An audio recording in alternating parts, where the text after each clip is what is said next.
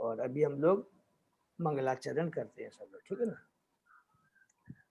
ओम अज्ञानतिमिरान्धस्य ज्ञानाञ्जनशलाकया चक्षुरुन्मीलितं येन तस्मै श्रीगुरुवे नमः। श्रीचैतन्यमनोभीष्टं स्थापितं येन भूतले स्वयं रूप कदा मह्यं ददाति स्वपदान्तिकं। वन्देऽहं श्रीगुरु श्रीयुतपदकमलं श्रीगुरु वैष्णवांच च श्रीरूपं साग्रजातं सहगना रघुनाथं वितं तं सजीवं स्वाद्वैतं सावभूतं परिजं सहितं कृष्ण चैतन्य देवं श्री राधा कृष्ण पादान सहगना ललिता श्री विशाखा वितांत च। नमो विष्णुपादाय कृष्ण पृष्ठाय भूतले श्रीमते भक्ति वेदांत स्वामिन इति नामिने। नमस्ते सरस्वती देवे गौरवाणी प्रचारिणे निर्विशेषा शून्यवादी पाश्चात्य देश तारिणे। वांछा कल्पतरुभ्यश्च कृपा सिन्धुभ्य एव च पतितानां पावनेभ्यो वैष्णवेभ्यो नमो नमः। नमो महावदान्याय कृष्ण प्रेम पदायते कृष्णाय कृष्ण चैतन्य नामने गौरत्पिषे नमः। हे कृष्ण करुणा सिंधु दीन बंधु जगतपते गोपेश गोपिका कांत राधा कांत नमस्तुते। तप्त कांचन गौरांगी राधे वृंदावनेश्वरी विषभानुसुते देवी प्रणमामि हरिप्रिय। नीलांचल निवासाय नित्याय परमात्मने बलभद्र सुभद्रायां जगन्नाथाय ते नमः। जय श्री कृष्ण चैतन्य प्रभु नित्यानंद श्री अद्वैत गदाधर श्रीवासादि गौर भक्तबिंद मुखम करोति वाचालम पंगुलंगे गिरिम यत्कृपातमहं वंदे श्री गुरु दीनतारिणम परमानंद माधवम श्री चैतन्य ईश्वरम। हरे कृष्णा कृष्णा कृष्णा हरे हरे हरे राम राम राम हरे हरे। श्री श्री मंगलाचरण की जय। शिला प्रभुपाद की जय। हरे कृष्णा। एक बार से फिर से भाई भक्तों का हार्दिक स्वागत है। सभी भक्तों के चरणों में दंडवत प्रणाम। हरे कृष्णा प्रभु जी। हरे कृष्णा दंड प्रणाम सीमा माता जी। हम लोग भगवान भक्तों की कृपा से भगवान गुरु की कृपा से हम लोग भागवतम का पाठ कर रहे हैं। कैंटो 1 हम लोग स्टडी कर रहे हैं। अभी हम लोग चैप्टर 8 में हैं और अभी तक हम लोगों ने 7 चैप्टर कवर किए हैं। प्रथम 3 चैप्टर में सबको मालूम है, हमने बार बार हम रिपीट कर रहे हैं जिससे हमको याद बना रहे और हमारा फ्लो बना रहे कि प्रथम जो 3 चैप्टर में है हमने जो भगवान श्री कृष्ण के बारे में जन्मांदस्य बहुत ही सुंदर है। ये सब लोग प्लीज इस लोग याद करें। पहला दूसरा तीसरा बहुत पावरफुल है।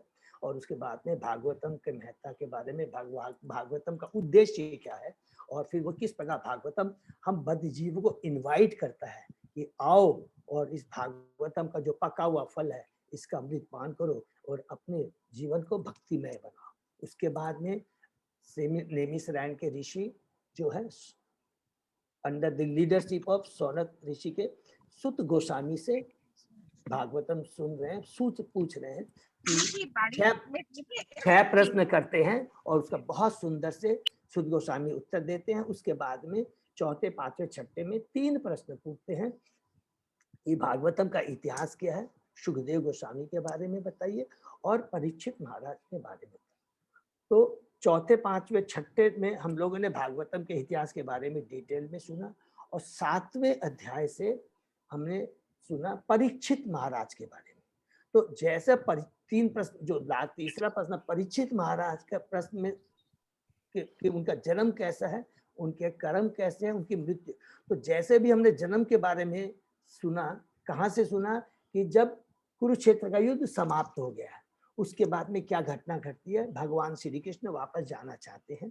तभी उस समय द्रौपदी महारानी के जो 5 पुत्र की जो हत्या निर्मम हत्या करता है अश्वत्थामा, तो भगवान उसके प्रति किस प्रकार पेश आते हैं, किस प्रकार उसको दंड देते हैं और at the same time Draupadi और जो भी पांडव थे उनकी जो मनोभावना उनको भी सम्मान रखते हुए कृष्ण भगवान किस प्रकार अर्जुन के माध्यम से सबको खुश करते हैं। ये बहुत इंपॉर्टेंट चीज है, एक एक चीज को समझना है। उसके बाद में उत्तरा आती है यहाँ पर हमको पता लगता है कि परीक्षित महाराज उत्तरा के गर्भ में हैं और किस पर भगवान उनके गर्भ की रक्षा करते हैं। और फिर उसके बाद में धीरे धीरे देखिए यहाँ पर गर्भ की रक्षा करने के बाद में प्रश्न हमारा आ सकता है ना, अरे अभी तो गर्भ की रक्षा तो अभी परीक्षित महाराज का जन्म कब बाद में कैसे आएगा। तो ये सुत गोस्वामी ये भगवान के बहुत शुद्ध भक्त है। ये हमेशा क्या होता है, कई कभी बार जैसे रीना माता जी ने शायद पूछा कि ये कैसे हुआ, पहले भागवत सुना फिर सुत गोस्वामी। तो ये मैंने देखा, ये जो समझ रियलाइजेशन है वो बाकी हम लोग डिटेल में जा कि जो भी भगवान की जो कथा होती है क्रोनोलॉजिकली और लॉजिकली। क्रोनोलॉजिकली का मतलब हो गया एक के बाद एक हुआ, और लॉजिकली का मतलब है कि जिस चीज की जहां दरकार पड़ती है उसको रिफर करते हुए फिर आगे जाते हैं। तो यहाँ पर परीक्षित महाराज का उत्तरा माता के गर्भ में है वो, और उसके बाद में भगवान श्री कृष्ण किस प्रकार अलग अलग भक्तों पर कृपा कर रहे हैं। ये देखिए बहुत इंपॉर्टेंट, इसको याद रखिएगा कि हमने परीक्षित उत्तरा से शुरू किया है कि उनके गर्भ को किस प्रकार रक्षा करते हैं, द्रौपदी से शुरू किया, फिर उत्तरा पर कैसे कृपा करते हैं, फिर कुंती महारानी पर कैसे कृपा करते हैं, और यहाँ पर आकर अब किस पर कृपा करने जा रहे हैं, भीष्म पितामह के ऊपर में ये रक्षा करते जा रहे हैं। तो यहाँ पर हम लोगों ने बहुत डिटेल में इसके पहले जो कुंती महारानी की जो हमने प्रार्थना से बहुत ही पावरफुल है, 18 नंबर श्लोक से लेकर 43 नंबर श्लोक तक जिसको भी समय मिले चेष्टा कीजिएगा, जब तक हम लोग ये कैंटू है थोड़ा रिपीट करते जाइएगा, पढ़ते हैं, बहुत पावरफुल में, जिससे हमारी क्या है चेतना जागृत होती है, आध्यात्मिक हमारी चेतना जागृत होती है, भगवान के प्रति भक्ति जागृत। कितने 2-3 चीज हम फिर से रिपीट करेंगे। कुंती महारानी कहती है कि आप आदि भगवान, आप आदि कारण है, सर्व कारण आप कारण है, आप सब जगह व्याप्त है, तीनों गुणों का आप पर कोई प्रभाव नहीं पड़ता है, आपको कोई भी अपने ज्ञान के द्वारा, दार्शनिक चिंतन के द्वारा, अपने ज्ञान के द्वारा आपको दिखाई नहीं देता, और आप सब पर समान कृपा करते हैं।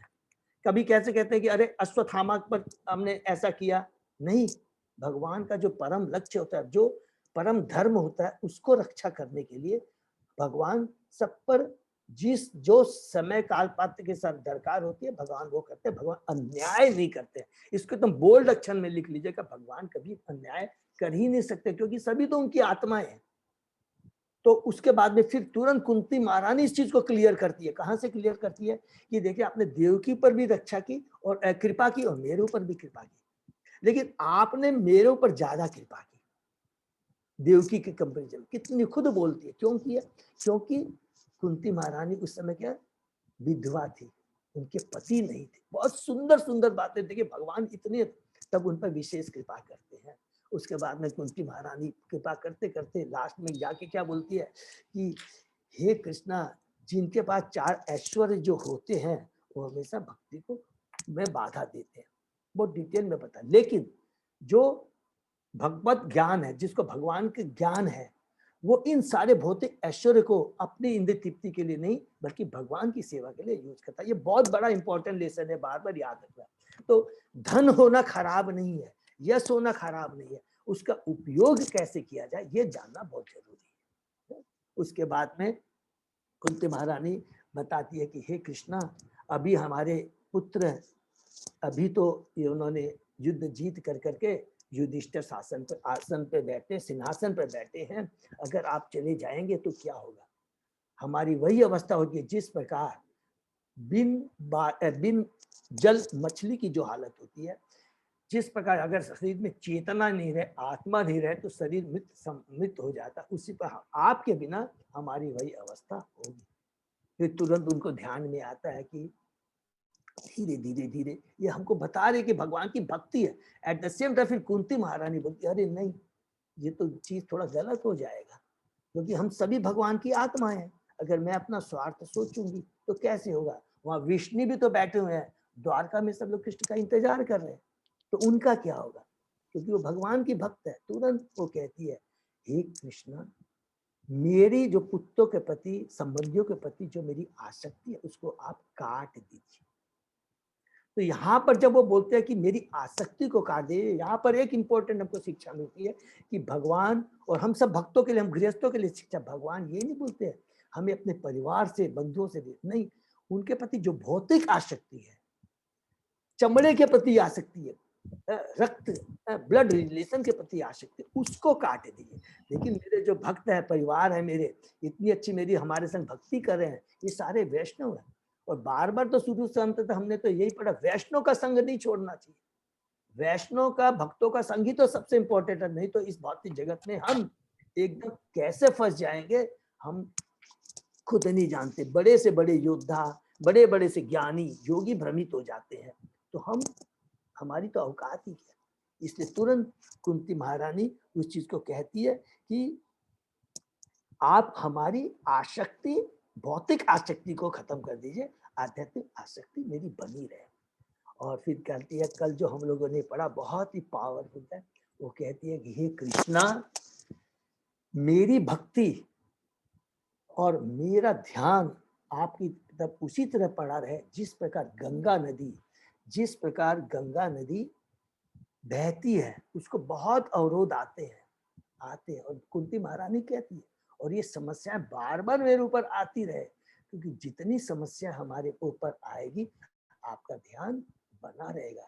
नहीं तो माया इतनी प्रबल है, भौतिक ऐश्वर्य इतने प्रबल है, जो आपके चरणों से हमको विमुक्त कर सकते हैं, दूर कर सकते हैं। तो हे कृष्णा, ऐसी कृपा करो कि जिस प्रकार नदी अपना प्रवाह बंद नहीं करती, जितने रोड़े उसके बीच में भी आते हैं तो भी वो अपना रास्ता धीरे धीरे धीरे सारे कष्टों को, अवरोधों को पार करती, कंकड़ पत्थर सबको पार करते हुए वो सागर में जाकर करके मिल जाती है। तो बहुत सुंदर। फिर यहाँ पर प्रभुपाद जी हम लोग को एक बहुत अच्छी बात बताते हैं कल के इस श्लोक में 42 में, वास्तविक मानव जीवन की सिद्धि तभी है जब हम भगवान की दिव्य प्रेमा भक्ति में ही लगे रहे और बाकी सबको छोड़ दें। हमारे जीव में जो इच्छा है, इच्छा को हम रोक नहीं सकते, खाली हमको ये जानना है कि इच्छा का हम उपयोग क्या करें। हमारी जो अल्प स्वतंत्रता है, उस अल्प स्वतंत्रता से हम लोग क्या पढ़े थे, क्या कर सकते हैं, खाली इच्छा जाहिर कर सकते हैं, इससे ज्यादा हम कुछ नहीं कर सकते। और वो इच्छा ही सबसे ज्यादा इंपॉर्टेंट है। हमेशा नोट कर लेंगे हम लोग कि स्वतंत्रता पूर्ण स्वतंत्रता नहीं है, अल्प स्वतंत्रता है। और उस अल्प स्वतंत्रता का हम सदुपयोग कैसे करें, ये जानना बहुत जरूरी है। और अल्प स्वतंत्रता का सदुपयोग कब होगा, जब हम भक्तों के बीच में रहेंगे, भगवान की भक्ति से जुड़े रहेंगे। नहीं तो माया तुरंत आके हमको डस लेगी। तो हमारी इच्छा क्या होनी चाहिए, भगवान की भक्ति के लिए इच्छा होनी चाहिए। और अगर एक बार हम इच्छा भगवान की भक्ति के प्रति कर लेते हैं तो बाकी सारा काम भगवान करते हैं। और अलग से इतनी बड़ी गहराई बात है। आज हम देखिए भगवान कितने कृपालु हैं, इसको एक एक डीपली हम समझते हैं। कुंती महारानी देखती है, पांचों पांडव देखते हैं कुंती महारानी की कितनी उच्च कोटि की भक्ति है। उसके मन में कभी ये नहीं आया अरे अभी कृष्ण भगवान चले जाएंगे, कोई प्रॉब्लम नहीं है। अरे भीम जैसा इतना पावरफुल मेरा बेटा है, अर्जुन जैसा इतना धनुधारी है, युधिष्ठिर जैसा इतना धर्मात्मा मेरा बेटा है, मेरे को दरकार नहीं है। वो बोली ये सब बेकार है, यदि कृष्णा नहीं है तो सब बेकार है। कितनी बड़ी उच्च कोटि। इसलिए हमेशा सदैव हमारी इच्छा कृष्ण के प्रति रहनी चाहिए और इसी तरह का वातावरण, इसी तरह का हमें एसोसिएशन करना चाहिए, तो हम भगवान की कृपा बनी रहेगी। भगवान क्या बहुत, क्योंकि सबकी आत्मा है। माँ अपने बच्चे के एक नग नग को पहचानती है, उसकी बोलते हैं ना रग रग से वाकिफ रहती है माँ। चाहे उसके 50 पुत्र हैं, 10 पुत्र हैं, एक एक बच्चे के रग रग के बारे में, उसके नेचर के बारे में, उसके व्यवहार के बारे में, उसके कार्यों के बारे में माँ के पूरा ध्यान रहता है। उसी प्रकार भगवान है कि भगवान देखते हैं कि हम कितने हद तक हमारी जो समर्पण है भगवान को किस लेवल। तो इस प्रकार प्रार्थना करते हुए कुंती महारानी लास्ट में बहुत ही सुंदर बोलती है, श्लोक नंबर 43 जो कि लास्ट प्रार्थना है, जिसको हमको याद रखना है। हे कृष्ण, आप कृष्ण है माने आप सर्व आकर्षक हैं, आप अर्जुन के मित्र हैं और इस धरा पर जो दुष्ट लोग हैं उनको नष्ट करने के लिए आप आए हैं। आप ही परम धाम है और आपका ऐश्वर्य कभी घटता नहीं। आप अच्युत नहीं होते। माने जो पोजीशन है, किसी की ताकत नहीं आप पोजीशन से हिल जाए, ना कोई, एकदम अपनी पोजीशन में पूरे धर्म, माने धर्म के आप बनाने वाले हैं और धर्म को मेंटेन करने वाले हैं, धर्म को निभाने वाले हैं, उससे कभी भी च्युत आप नहीं होते। आप ये सारी योग्य शक्तियां हैं, आप समस्त विश्व के उपदेशक गुरु हैं और आप सर्व शक्तिमान हैं। तो हे कृष्ण, मैं आपको यहाँ पर नमस्कार करती हूँ। ये बहुत 43वां श्लोक को भी याद कर लेंगे, नोट कर लेंगे। सारे भगवान की कुंती महारानी कितनी पावरफुल प्रार्थना करती है। उसके बाद में लास्ट में भगवान श्री कृष्ण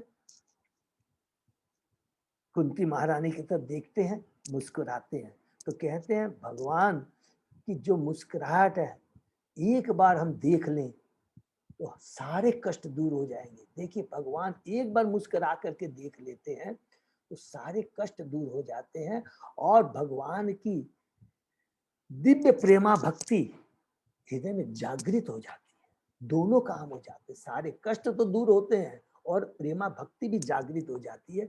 अगर हृदय से भगवान की एक, आज हम लोग अर्चा विग्रह की पूजा करते हैं ना, बड़े प्रेम से भगवान को देखिए, भगवान की अर्चा विग्रह की पूजा कीजिए, देखिए भगवान कितना दिव्य आपको आनंद आएगा और भगवान कितने खुश।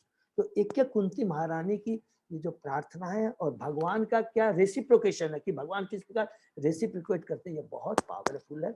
और इसके बाद जब भगवान अपने रथ से अंदर जाते हैं, हस्तिनापुर में महल में जाते हैं, तो वहाँ की स्त्रियों को बताते हैं कि अब मैं जा रहा हूँ और सबको आश्वासन देते हैं कि मेरे को भी और कार्य है, द्वारका जाना है। तो उस समय तुरंत युधिष्ठिर महाराज वहां पर आते हैं। देखिए ये सारी भगवान की बनाई हुई योजना है। युधिष्ठिर महातर वहां पर आते हैं। भगवान के जो कार्य होते हैं, भगवान के कार्य सदैव, एक चीज को नोट कर लेंगे, सदैव भगवान भक्तों का चिंतन करते हैं। इसलिए कहते हैं भगवान कहते हैं कि मैं कहाँ रहता हूँ, मैं भक्तों के हृदय में रहता हूँ और कहीं नहीं रहता, अर्थात भक्तों का ही चिंतन करता रहता हूँ। वो किस चीज से मालूम पड़ता है, इस श्लोक से, कि जब वो कहते हैं कि मैं जा रहा हूँ, मैं जा रहा हूँ, और तुरंत युधिष्ठिर महाराज वहां आ जाते हैं। और देखिए युधिष्ठिर महाराज जो कि धर्म साक्षात धर्म है, धर्म के पुत्र साक्षात धर्म है, वो आकर के भगवान श्री कृष्ण को कहते हैं हे कृष्णा तुम मत जाओ। और वो कहते हैं कि जो युद्ध हुआ, इतने लोग उसमें मारे गए, इसके लिए मैं ही पापी हूं। कभी भी आप सोचिए, जिसको तत्व ज्ञान है, जिसको आत्मा का, परमात्मा का और भगवान से जिसका इतना शुद्ध संबंध है, उसकी ये मति ऐसी होगी। तो यहाँ पर कहते हैं, जो श्लोक में हमने पढ़ा, अद्भुत करना, इसको हमेशा याद रखेंगे। श्लोक नंबर 46 में बोला भगवान अद्भुत कर्म कर सकते हैं। भगवान के कर्म को, लीला को, भगवान को छोड़ के कोई नहीं जान सकता। तो यहाँ पर भगवान क्या चाहते थे कि युधिष्ठिर की बुद्धि को मैं भ्रमित करूं और मैं ऐसा अपने को पेश करूं कि देखो भाई अब मेरे बस का नहीं है, तेरी तू जो समझ रहा है, तू बोल रहा है कि मैंने बहुत पाप किया है, युद्ध में बहुत लोग मारे गए हैं, मैं तो तेरे को नहीं समझा सकता। और यहाँ पर जितने भी ऋषि मुनि हैं, सबकी बुद्धि भगवान ने मति फेर दी, कोई युधिष्ठिर को नहीं समझा पा रहे हैं। तो भगवान का उद्देश्य क्या था कि जो युद्ध क्षेत्र में भीष्म जो सैया पर बैठे हुए हैं, मरणासन अवस्था में हैं, जो कि जिनको इच्छा मृत्यु का वरदान मिला हुआ था, उस पर भगवान कृपा करना चाहते थे और उसको एक श्रेय देना चाहते कि देखो न तो मैं सक पा रहा हूँ, न तो मैं तेरे को युधिष्ठिर समझा सकता हूँ, न ये बड़े बड़े ऋषि योगी समझा सकते हैं, तेरे को तो एक ही जन समझा सकता है, वो है तुम्हारा भीष्म। तो भगवान फिर वहां पर किस प्रकार जाकर भीष्म पर कृपा करते हैं, इसके लिए हम लोग आगे बढ़ेंगे, ठीक है ना। ये बहुत पावर, बहुत ही इंपॉर्टेंट है। ये जो हम लोग चैप्टर 9, 10, 11 पढ़ेंगे, तब जाकर करके फिर हम लोग परीक्षित महाराज का जन्म के बारे में पढ़ेंगे। लेकिन अभी लास्ट ये जो भीष्म के ऊपर भगवान कैसी कृपा करते हैं और भगवान भीष्म किस प्रकार आदेश देते हैं पांडवों को, बहुत ही पावरफुल है। उसको हम लोग अभी पढ़ते हैं, ठीक। अभी आगे ओम नमो भगवते वासुदेवाय। ओम नमो भगवते वासुदेवाय। ओम नमो भगवते वासुदेवाय। नारायण नमस्कृत्य नरं चैव नरोत्तमं देवी सरस्वती व्यासं ततो जयम् उदीरयेत्। नष्टप्रायेषु अभद्रेषु नित्यं भागवत सेवया भगवती उत्तम श्लोके भक्तिर्भवति नैष्ठिकी। आराधयो भगवान भजेश तनय ततदाम वृंदावनम रमया काचिदुपासना ब्रजबधु वर्गेण्या कल्पिता। श्रीमद्भागवतं प्रमाणम अम्लं प्रेमा पुमर्थो महा। श्री चैतन्य महाप्रभो मतम इदम तत् आदरो न पर। हरे कृष्णा कृष्णा कृष्णा हरे हरे, हरे राम राम राम हरे हरे। हरे कृष्णा। तो अभी हम लोग श्लोक नंबर 49 से, थैंक यू अजय भाई, 49 से हम लोग शुरू करते हैं, ठीक है ना। बाल द्विज सुहृत मित्र पितृ भ्रातृ गुरु द्रुह न मे स्यात् निर्यात मोक्ष ही अपि वर्ष अयुता युते। ही अपि वर्ष अयुता युते, सॉरी। मैंने अनेक बालकों, ब्राह्मणों, शुभ चिंतकों, मित्रों, चाचा ताओं, शिक्षकों तथा भाइयों का वध किया। भले ही मैं लाखों वर्ष तक जीवित रहूं, लेकिन मैं इन सारे पापों के कारण मिलने वाले नरक से कभी भी छुटकारा नहीं पा सकता। यहाँ पर युधिष्ठिर भगवान को बोलते हैं कि मैंने कितने बड़ा पाप किया। तो यहाँ पर देखिए भगवान दो चीज दिखा रहे हैं। एक तो भगवान का उद्देश्य क्या है, युधिष्ठिर को भ्रमित करने का, कि द्रोण को ग्लोरीफाई करना है, द्रोण की महत्ता को दर्शाना है, और भीष्म की महत्ता को दिखाना, भीष्म कितने भगवान के भक्त हैं इसको दिखाना है, और भीष्म पर अपना दर्शन करा करके उसका कल्याण करके उसकी इच्छा पूर्ति करना है। दोनों भगवान के ध्यान में है। कैसे? और युधिष्ठिर जिस प्रकार जो कह रहा है कि मैंने इतना, तो यहाँ पर एक जो भगवान का शुद्ध भक्त होता है उसकी क्या सोच होती है, ये भगवान बताना चाहते हैं। क्या? कि जो भगवान का भक्त होता है बहुत ही कृपालु होता है, करुणा होती है उसके अंदर में। जब भी कुछ भी होता है, अगर वो गलती नहीं भी किया रहता है, देखिए युधिष्ठिर जो भी सारे कार्य कर रहा है वो भगवान के आदेश के अनुसार कार्य कर रहा है, और भगवान के आदेश के अनुसार जो भी कार्य होते हैं हमेशा याद रखेंगे सर्व कल्याण के लिए होता है। बाहरी दृष्टि से हमको ये लग सकता है कि अरे ये तो बहुत गलत हो रहा है, लेकिन भगवान की योजना सर्व कल्याण के लिए होती है। भगवान के आदेश सब कल्याण के लिए, सर्व कल्याण के लिए होते हैं। भगवान के सारे कार्य सब लोगों के कल्याण के लिए होते हैं। ये चीज अगर हमको विश्वास हो जाए तो हमको सारा दूध का दूध, पानी का पानी हो जाए। लेकिन यहाँ पर भगवान बताते हैं कि बुद्धि को थोड़ा सा भ्रमित करते हैं युधिष्ठिर, जिसके पीछे एक उनका एक परम उद्देश्य, अच्छा उद्देश्य है, ठीक है। और यहाँ पर एट द सेम टाइम भगवान ये बोलता है कि देखो भगवान का जो भक्त होता है बहुत ही कृपालु होता है। आज हम लोग क्या करते हैं, सब कुछ होने के बाद अरे ये मेरी नहीं, अपनी गलती होने के बाद भी वी ट्राई टू जस्टिफाई कि नहीं ये मेरी गलती नहीं है। लेकिन यहाँ पर जो भगवान का भक्त होता है कि ये जितने लोग मारे गए हैं, जो कुछ भी हुआ है ये मेरे स्वार्थ के लिए हुआ है, मेरे को सिंहासन में बैठाने के लिए किया गया है। मैं नरक में भी मुझे जाके छुटकारा नहीं मिल पाएगा, नरक से कभी भी छुटकारा नहीं पा सकते। ठीक है, तो तात्पर्य पढ़ते हैं। जब भी युद्ध होता है तब अनेक निर्दोष प्राणी यथा बालक, ब्राह्मण, स्त्रियां जिनका वध पापपूर्ण माना जाता है मारे जाते हैं। ये सब निर्दोष प्राणी है और समस्त परिस्थितियों में इनका वध शास्त्रों द्वारा वर्जित है। महाराज युधिष्ठिर को इस सामूहिक संहार का पता था। इसी प्रकार दोनों ही दलों में मित्र, चाचा ताऊ तथा शिक्षक थे और वे सभी मारे गए।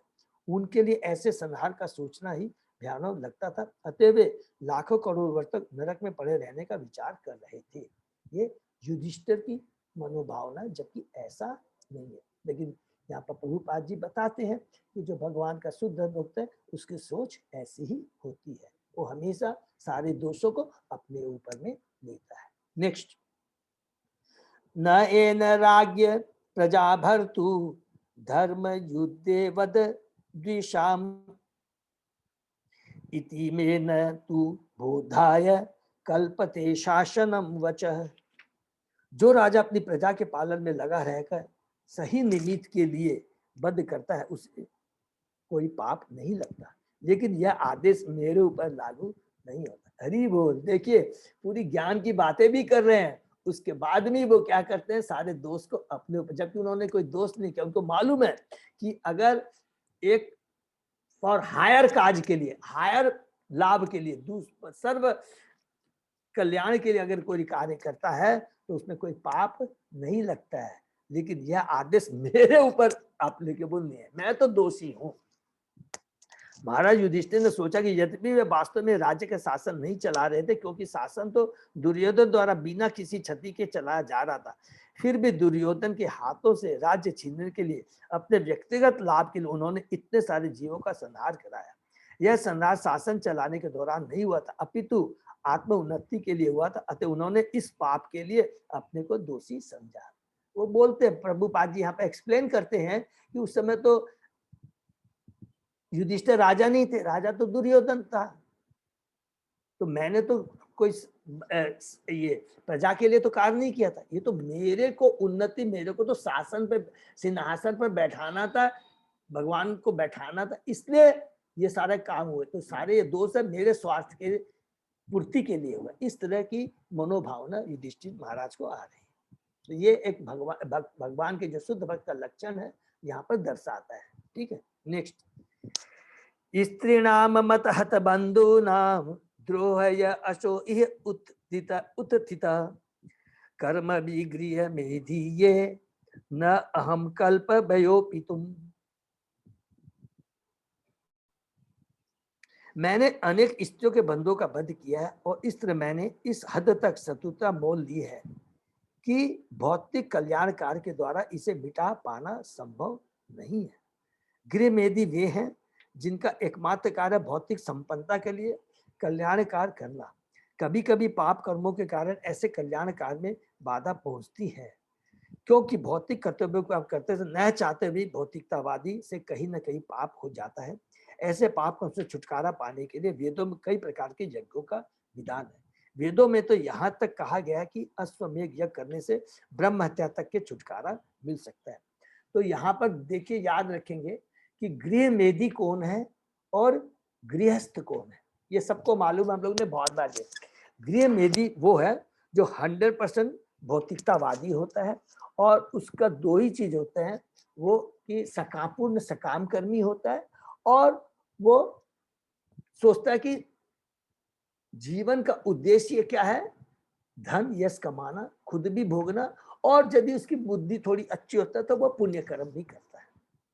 याद रखें, गृह मेधी, अगर यदि कोई भगवान को केंद्र में रखकर, बिना भगवान को केंद्र में रख के जो भी कार्य किए जाते हैं, वो आदमी, वो परिवार गृहस्थ नहीं, गृह मेधी कहलाता है, क्योंकि उसके सारे कार्य अपने इंद्रिय तृप्ति के लिए होते हैं।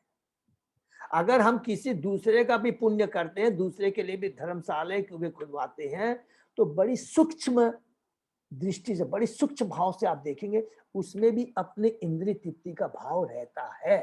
क्या भाव रहता है कि देखो मैंने इतने लोगों के लिए स्कूल खोले, इतना लोगों को मैंने दान दिया, ये किया, रहता ही रहता है।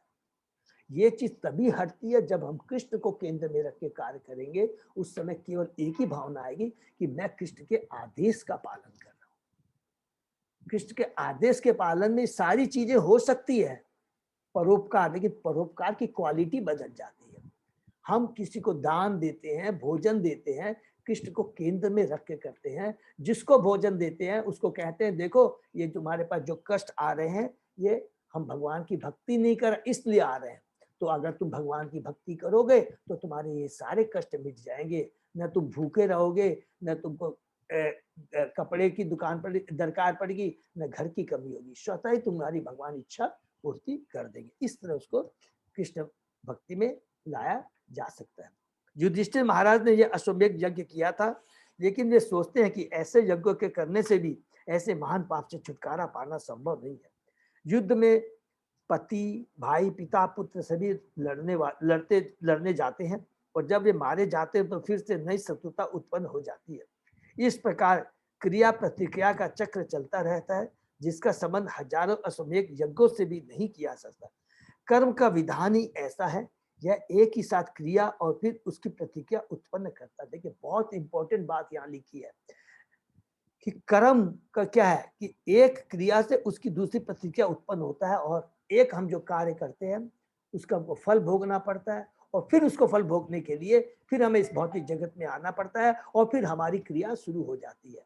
तो एक क्रिया से दूसरी प्रतिक्रिया शुरू हो जाती है। इस प्रकार भौतिक कार्य कलापों की श्रृंखला बढ़ती जाती है, चैन बढ़ती जाती है, और कर्ता को भव बंधन से जकड़ती जाती है। कितनी बड़ी पावरफुल बातें यहाँ लिखी है, इसको हमको याद रखेंगे, क्योंकि जो भी हम भौतिक कार्य करेंगे ये गारंटी है, ये श्रृंखला जो है ना क्रिया और प्रतिक्रिया की बढ़ती चली जाएगी, अर्थात हम जन्म मृत्यु जरा व्याधि के चक्कर से कभी भी निकल नहीं पाएंगे। अगर हमको उससे निकलना है तो प्रभुपाद जी यहाँ तात्पर्य में आगे बोलते हैं क्या, भगवत गीता में इसका उपचार सुझाया गया है। 7वें अध्याय के 27वें 28वें में कर्म के मार्ग में ऐसी क्रिया प्रतिक्रिया को रोकने का एकमात्र उपाय है कि प्रत्येक कर्म परमेश्वर के लिए किया जाए। यद करोसी यद हिरोसी ददाती है। ये बहुत इंपॉर्टेंट श्लोक है कि हे भगवान, हे अर्जुन, तुम जो भी कुछ करते हो, जो भी दान करते हो, जो भी तपस्या करते हो, जो कुछ भी करते हो, मुझको ही केंद्र में रख करके करो। अगर तुम ऐसा करोगे तो कर्म फल तुमको नहीं लगेगा, कर्म फल से तुम मुक्त हो जाओगे, मेरी भक्ति में लग जाओगे, और फिर तुम मेरे धाम स्वतः ही आ जाओगे। वास्तव में कुरुक्षेत्र का युद्ध भगवान श्री कृष्ण की इच्छा के कारण लड़ा गया था। देखिए ये कितनी इंपॉर्टेंट बात प्रभुपाद है। कुरुक्षेत्र का युद्ध वास्तव में भगवान श्री कृष्ण की इच्छा के कारण लगा था, जैसा कि उनके कथन से स्पष्ट है, और उन्हीं की इच्छा से युधिष्ठिर हस्तिनापुर की गद्दी पर बैठे थे। अतः पांडव को किसी तरह का पाप छू भी नहीं गया, क्योंकि वे भगवान के आदेश वाहक थे। जो अन्य लोग निजी स्वार्थ के लिए युद्ध छेड़ते हैं, उन पर ही सारा दोष आता है। यहाँ पर प्रभुपाद जी ने बहुत क्लियर कर दिया, ये तो युधिष्ठिर महाराज की भक्ति का फल है कि भगवान का जो भक्त होता है बहुत ही कृपालु होता है, उसमें न तो कोई द्वेष होता है न ईर्ष्या होती है, वो सारे दोषों को भी अपने ऊपर ही थोप लेता है।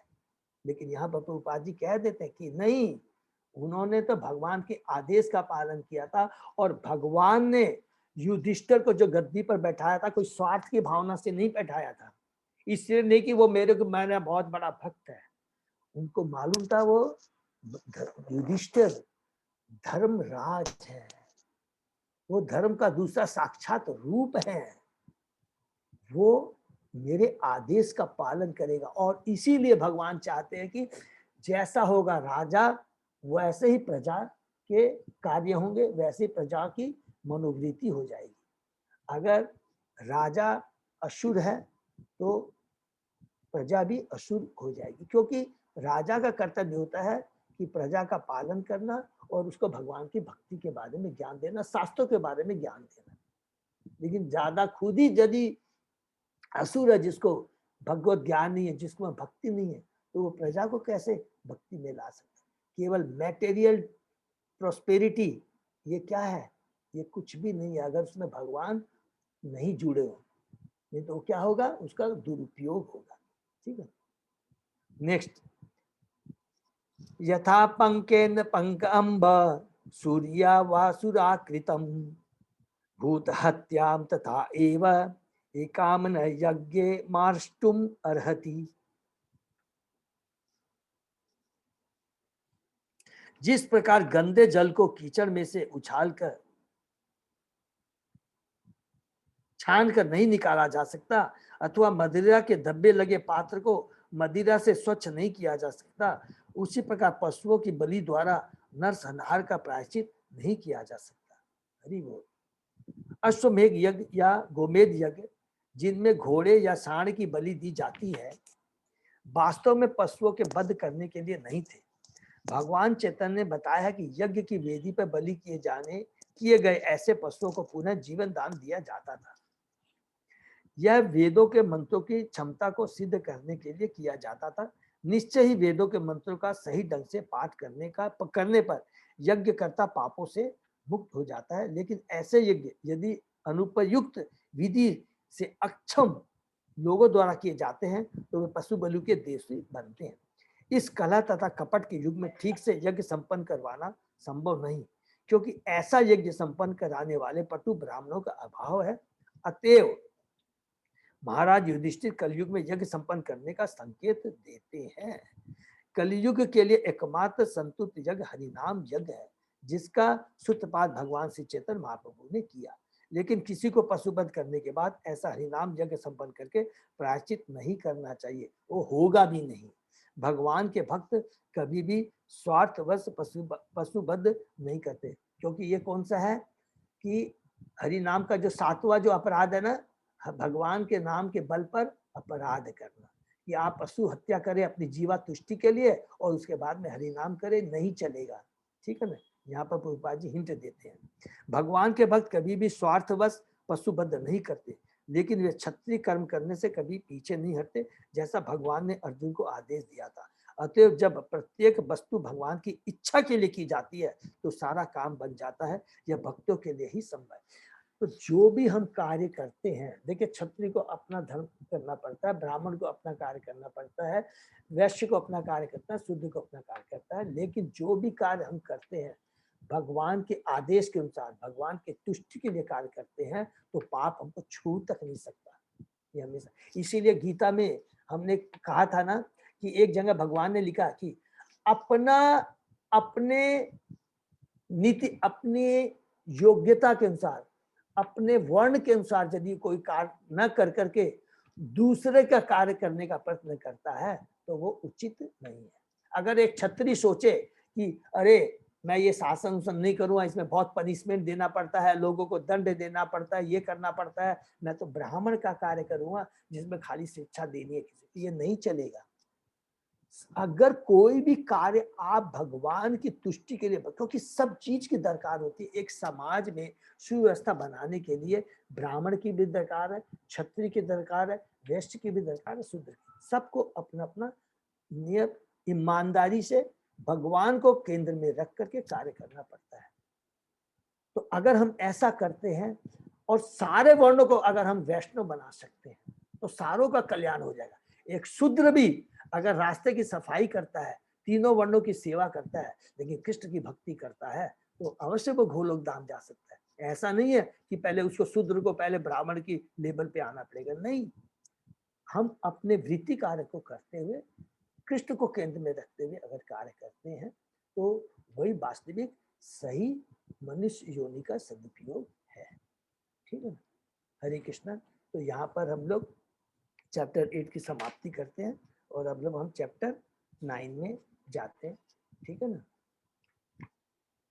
भगवान श्री कृष्ण की उपस्थिति में भीष्म देव का देह त्याग।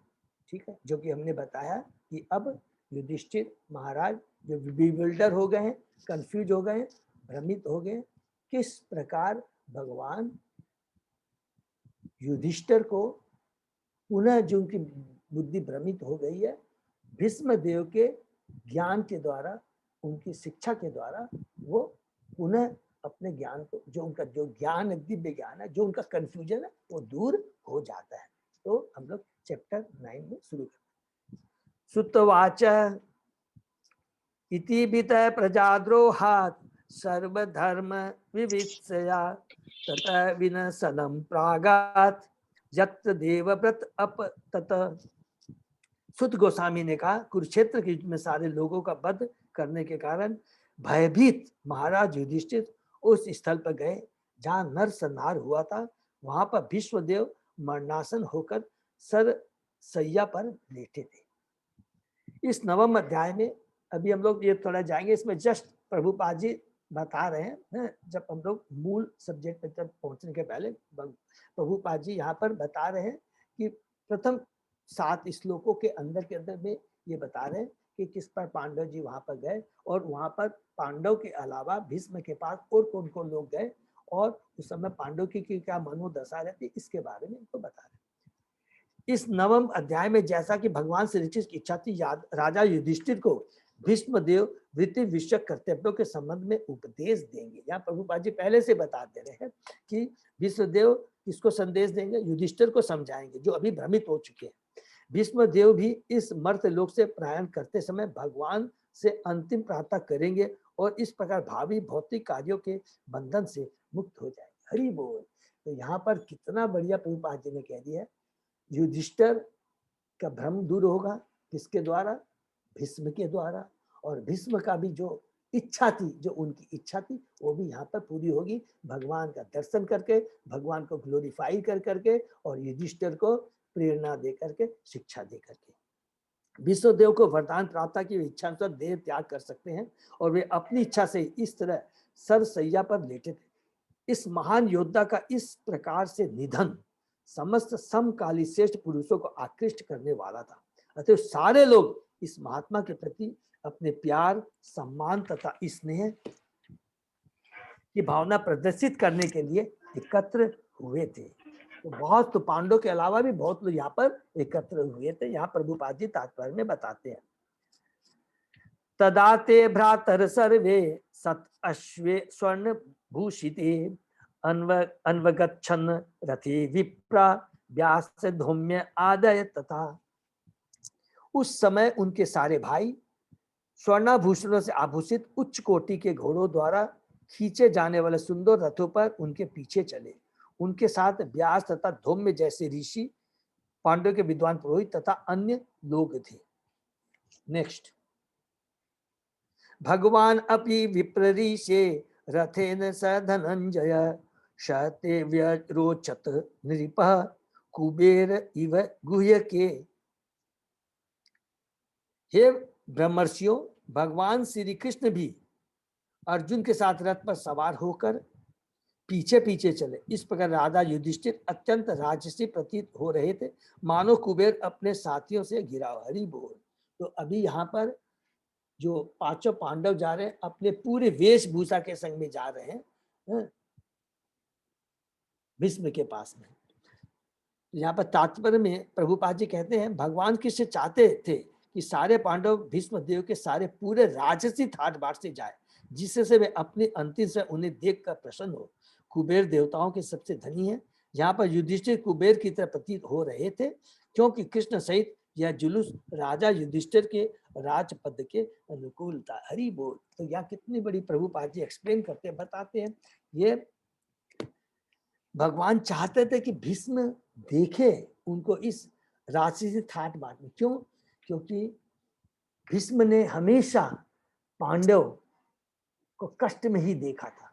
हमेशा वो बेचारे अपने को बचाने के चक्कर में कभी वन में घूम रहे थे, अलग अलग कष्ट पा कर करके, कभी भी उनको शांति नहीं मिला, कभी उनको सुख नहीं मिला था। और अब चूंकि वो युद्ध समाप्त हो गया है, युद्ध जीत गए हैं, अब वो चाहते थे भगवान श्री कृष्ण कि भीष्म देखे उनको, जिससे भीष्म को बहुत प्रसन्नता हो, भीष्म को बहुत खुशी हो और अंतिम मरते समय उनको एक सकून मिले कि हाँ, अब जो अन्याय उनके संग पांडवों के बीच हुआ था वो अब खत्म हो चुका है।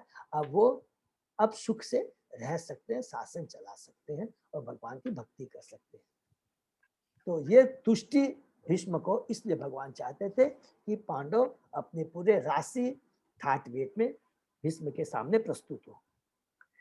धृष्ट्वा निप्तितं भूमो दीव अच्युतम इव अमरम अमरम प्रणेमि पांडवा भीष्मं स अनुगाश चक्रिना। आकाश से गिरे हुए देवता के समान उन्हें पृथ्वी पर लेटा, माने भीष्म देव को पृथ्वी पर लेटा देखकर पांडव युधिष्ठिर ने अपने छोटे भाइयों तथा भगवान कृष्ण समेत उन्हें प्रणाम किया। तात्पर्य, भगवान कृष्ण भी महाराज युधिष्ठिर के ममेरे भाई तथा अर्जुन के अंतरंग सखा थे, लेकिन सारा पांडव परिवार कृष्ण को भगवान के रूप में जानता था। ये देखे, अंडरलाइन करेंगे ये चीज कि भगवान सबको अपने को प्रकाशित नहीं करते हैं। जो भगवान के शुद्ध भक्त होते हैं उनको भगवान अपने को प्रकाशित करते हैं। क्योंकि हमने पहले पढ़ा था कि दुर्योधन, शिशुपाल, कंस भगवान उनके सामने थे, लेकिन कभी भी भगवान ने उनको अपने को प्रकट होने नहीं दिया। भगवान को यद्यपि अपने परम पद का आभास रहता था तो भी वे मनुष्य की तरह आचरण करते थे। अतः उन्होंने भी मरणासन भीष्म देव को अपने को राधा युधिष्ठिर का छोटा भाई मानकर प्रणाम किया। और यहाँ पर भी बहुत इंपॉर्टेंट बात यहाँ लिख रहे हैं, जब हम लोग वृंदावन की लीलाएं सुनते हैं उसमें लिखा है कि भगवान योग माया को, योग शक्ति को, अंतरंगा शक्ति को इंस्ट्रक्शन दिए थे कि मैं लीला करने जा रहा हूं, अगर तू मुझे मेरे को ये याद रहेगा, ये भाव रहेगा कि मैं भगवान हूं, तो मैं लीला कैसे कर पाऊंगा। तो इसलिए योग माया ने कृष्ण भगवान को भुला दिया था कि वे भगवान है। लेकिन यहाँ पर प्रभुपाद जी क्या कह रहे हैं कि यहाँ पर भगवान को एहसास था कि नहीं, वो मैं भगवान हूं, लेकिन उसके बावजूद भी देखिए हमारे में कितनी भी बड़ी ऊंचे पोस्ट में चले जाएं, कुछ भी हो जाए, लेकिन समाज के जो नियम है उसको मेंटेन करना चाहिए। दूसरों को, आने वाले हमारे जो बच्चों को उनको एक शिक्षा मिले। तो वो खुद भगवान प्रणाम करते हैं सबके साथ, तो भी मनुष्य की तरह आचरण करते। अतः उन्होंने भी मरणासन भीष्म देव को अपने को राजा छोटा भाई मानकर प्रणाम किया। ठीक है, कितना बढ़िया यहाँ पे बता रहे। नेक्स्ट, तत्र ब्रह्म ऋषय सर्वे देव ऋषय च शतम राज ऋषय च तत्र आसन द्रष्टुम भरत पुंगवम। राजा भरत के वंशजों में प्रधान भीष्म को देखने के लिए ब्रह्मांड से सारे सतोगुणी महापुरुष यथा देवर्षि, ब्रह्मर्षि तथा राजर्षि वहां पर एकत्र हुए। देखिए भगवान के शुद्ध भक्त की कितनी बड़ा इसका यश होता है। माने भगवान से जो जुड़ा होता है उसका यश का माने हम अंदाज नहीं लगा सकते। पहले हमने अभी क्या पढ़ा था, इंद्र ने 100 अश्वमेघ यज्ञ किए थे, लेकिन युधिष्ठिर ने केवल 3 किए थे। लेकिन उनका इंपॉर्टेंस, महत्व इंद्र के 100 यज्ञों से बहुत गुना ज्यादा था। तो भगवान की भक्ति में वो शक्ति है। ठीक है, ऋषि वे हैं जिन्होंने आध्यात्मिक उपलब्धि द्वारा सिद्धि प्राप्त की है। ऐसे आध्यात्मिक उपलब्धि कोई भी अर्जित कर सकता है, चाहे वह राजा हो या साधु हो। भीष्मदेव स्वयं ब्रह्मर्षि थे और राजा भरत के वंशजों में प्रमुख सारे ऋषि शत्रुगुण होते। वे सभी महान योद्धा की आसन्न मृत्यु का समाचार सुनकर वहां एकत्र हुए। ठीक है, वो महान वे सभी महान योद्धा की आसन्न मृत्यु की समाचार सुनकर वहां पर सारे ऋषि मुनि देवता सब वहां पर एकत्र होते हैं। पर्वतय नारद धौम्य भगवान वादरायण बृहदस्व भरद्वाज स शिष्य रेणुका सुत वशिष्ठ इंद्र प्रमद त्रित घृत समद अशीत कच्छीवान गौतम अत्रि चय कौशिक अत सुदर्शन। हरि बोल। यहाँ पर देखिए कौन कौन लोग उपस्थित है, उसके पूरा डिटेल यहाँ पर बहुत सुंदर बताया। पर्वत मुनि, नारद, धौम्य, ईश्वरा अवतार व्यास, बृहदस्व, भरद्वाज, परशुराम तथा उनके शिष्य वशिष्ठ, इंद्र प्रमद, त्रित, गृत्समद, अशीत, कच्छीवान, गौतम, अत्रि, कौशिक तथा सुदर्शन जैसे सारे ऋषि वहां उपस्थित थे। तो यहाँ पर अभी तात्पर्य में प्रभुपाद जी ने अलग अलग सबके बारे में थोड़ा ब्रीफ में वर्णन किया है। ये मेरी सभी भी भक्तों से प्रार्थना है कि वो स्वयं पढ़ लेंगे, उनके बारे में दिया है। बहुत अच्छे से डिटेल में नहीं दिया, फिर भी प्रभुपाद जी ने यहाँ पर दिया, तो सब लोग एक बार जरूर से अपने आप पढ़ लेंगे। ठीक है, नेक्स्ट, अन्य च मुनय ब्रह्मण ब्रह्मरात आदय अमला शिष्य उपेता आजगमु कश्यप अंगिरस आदय तथा सुखदेव गोस्वामी अन्य पवित्र आत्माएं कश्यप अंगिरस इत्यादि अपने अपने शिष्यों के साथ वहां आए। तो यहाँ पर भी प्रभुपाद जी यहाँ पर बता रहे हैं कश्यप के बारे में, अंगिरस के बारे में डिटेल में, वो हम लोग पढ़। ठीक है, नेक्स्ट, तान समेतान महाभागान उपलभ्य वसु उत्तम पूजयाम आस धर्मज्ञ देश काल विभाग वित। 8 बसों में शेष भीष्मदेव ने वहां पर संवेद महान तथा शक्तिशाली ऋषियों का स्वागत किया, क्योंकि भीष्मदेव देश तथा काल के अनुसार समस्त धार्मिक नियमों के ज्ञाता थे। हरि बोल। ये देखिए बहुत पावरफुल बात यहाँ लिखा गया है कि भीष्मदेव 8 बसों में से एक थे। तो वहां पर समवेत महान शक्तिशाली ऋषियों का सबका स्वागत किया। कैसे किया? क्योंकि भीष्मदेव देश तथा काल के अनुसार समस्त धार्मिक नियमों के ज्ञाता थे। देखिए वो मरणासन में पड़े हैं, इतने बड़े बड़े मुनि ऋषि सब लोग वहां पर आए हैं, तो उनका कैसे स्वागत करेंगे? वो तो बेचारे खड़े हो नहीं सकते हैं, कुछ कर नहीं सकते। तो इसीलिए यहाँ पर श्लोक में लिखा गया है भीष्मदेव देश तथा काल के अनुसार कि किस समय मनुष्य की कैसी अवस्था रहती है, उस समय बड़े लोगों का, आचार्यों का, गुरु को किस प्रकार सम्मान करना चाहिए, ये सब का ज्ञान भीष्मदेव का था और उससे हम ये शिक्षा ग्रहण कर सकते हैं। तात्पर्य, पटु धर्मविद भली भांति जानते हैं कि किस प्रकार देश काल के साथ धर्म को समन्वित करना चाहिए। सारे महान आचार्यों अथवा धर्मोपदेशकों या विश्व के सुधारकों ने देश काल के अनुसार धार्मिक नियमों को समन्वित करके ही अपने उद्देश्य की पूर्ति की। विश्व के विभिन्न भागों में तरह तरह की जलवायु तथा परिस्थितियां हैं, और यदि किसी को भगवान के संदेश का उपदेश करना है तो उसे देश काल के अनुसार बातें समन्वित करने में पटु होना चाहिए। ये बहुत बड़ी बात है। ये भीष्मदेव इस भक्ति संप्रदाय का उपदेश करने वाले 12 महापुरुषों में से एक थे। 12 महाजन जो हमने पढ़ा था उसमें से भीष्मदेव एक। अतः ब्रह्मांड के कोने कोने से आए शक्तिशाली ऋषियों का स्वागत तथा सम्मान अपने मृत्यु शैया पर पड़े पड़े कर सकते थे। वे उस समय उनका स्वागत सम्मान स्वयं उठकर कर पाने में शरीर से असमर्थ थे, क्योंकि उस समय वे न तो घर पर थे न सामान्य रूप से स्वस्थ थे, लेकिन उनका मस्तिष्क पूरी तरह कार्य कर रहा था और वे हार्दिक मृदु वचन बोल सकते थे, इसलिए वे सभी आगंतुकों का ठीक से सत्कार कर सके।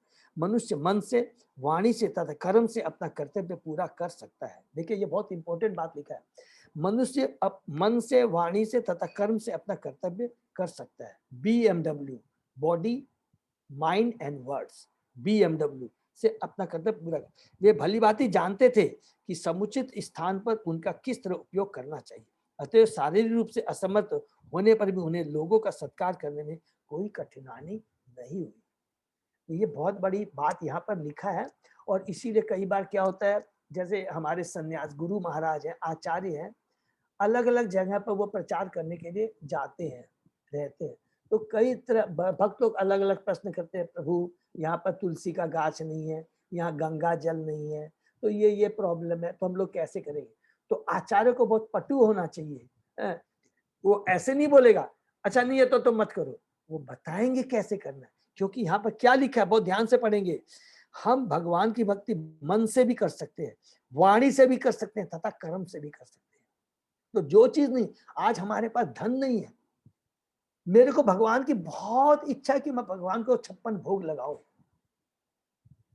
तो बड़े मन से कि हे कृष्णा मेरी बहुत इच्छा है मैं तेरे को 56 भोग लगाऊं। आप विश्वास कीजिए, दिल से श्रद्धा से भगवान को अगर वो 56 भोग, भगवान जो रियल में जिसके पास धन है लेकिन दिखाने के लिए मैं 56 भोग लगा रहा हूं, उससे करोड़ों गुना भगवान उसकी भावना को एक्सेप्ट करते हैं। जिसके पास कुछ नहीं है फिर भी वो मन से भगवान को 56 भोग लगा रहे हैं। ये बहुत चीज, माने भक्ति में कितनी गहरापन होना चाहिए, भक्ति कैसी होनी चाहिए। भगवान भाव के भूखे होते हैं, कभी भी ये नहीं है कि दिखावे के भूखे नहीं होते हैं। तो इसलिए हमें कभी भी जिस भी अवस्था में, हमारे पास है नहीं, हमको बस भगवान श्री कृष्ण के प्रति प्रेम रखना है, उनकी पूजा करनी है। भगवान हर तरह से ग्रहण करते हैं, ठीक है ना। भगवान भक्त की योग्यता, उसकी करुणा, उसका समर्पण देखते हैं, ठीक है ना। उसके भौतिक ऐश्वर्य को नहीं देखते, उसकी भावना को देखते हैं।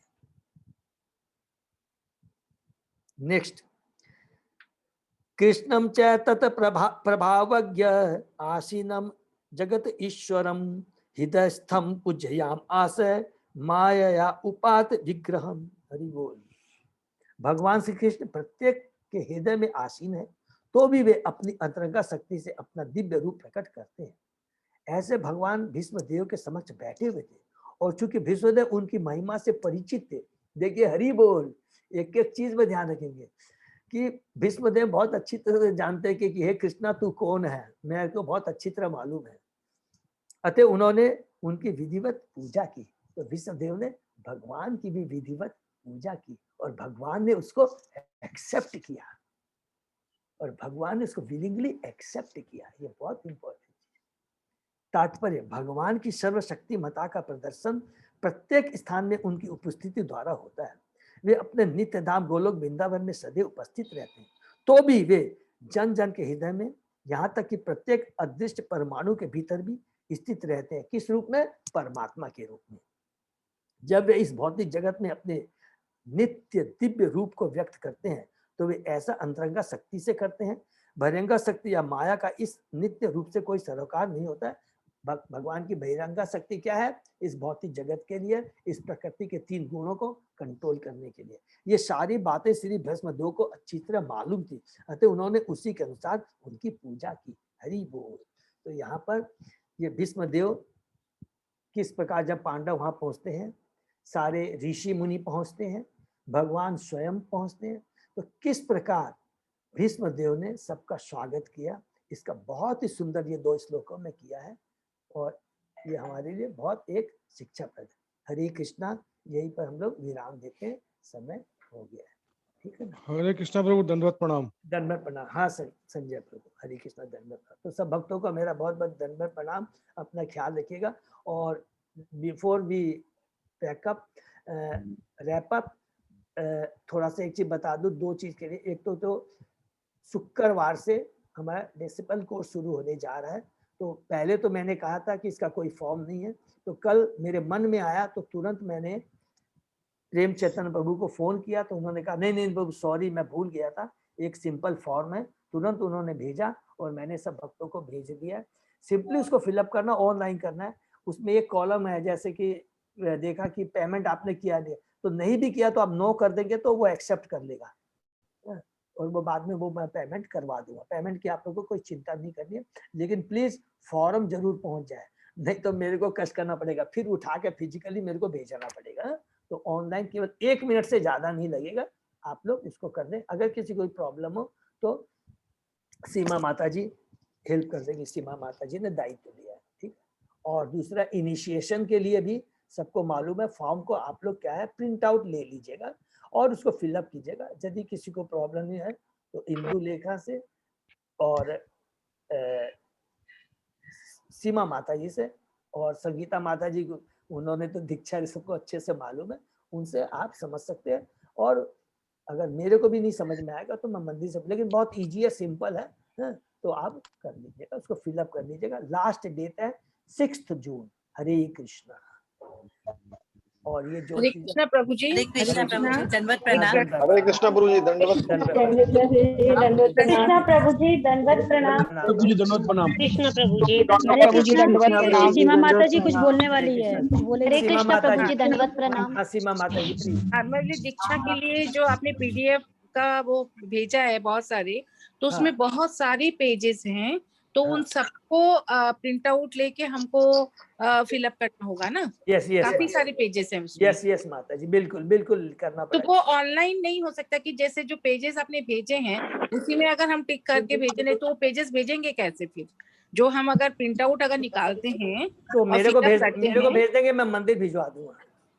ओ अच्छा, ऑनलाइन भी मेरे ख्याल से कर सकते हैं, आप ट्राई कीजिए। ऑनलाइन पे वो ले रहा है, ऑनलाइन हो जाएगा तो प्रभु जी सबके लिए अच्छा होगा ना, अपना अपना सब भेज देंगे। आप कीजिए, मैं भी चेक कर लूं और आप भी ट्राई कर लीजिए, मैं पूछ लूंगा। ठीक है, हाँ हाँ, हरे अगर वैसा होता है तो बहुत अच्छा है। हरे जरूर से माता जी, बिल्कुल कर लीजिएगा। कभी भी कोई कर, तुरंत मेरे को फोन कीजिएगा, क्योंकि बहुत कम है, समय बहुत कम है। हाँ, इसीलिए ओके। हरे कृष्णा। हरे कृष्णा, धन्यवाद, प्रणाम सब भक्तों को।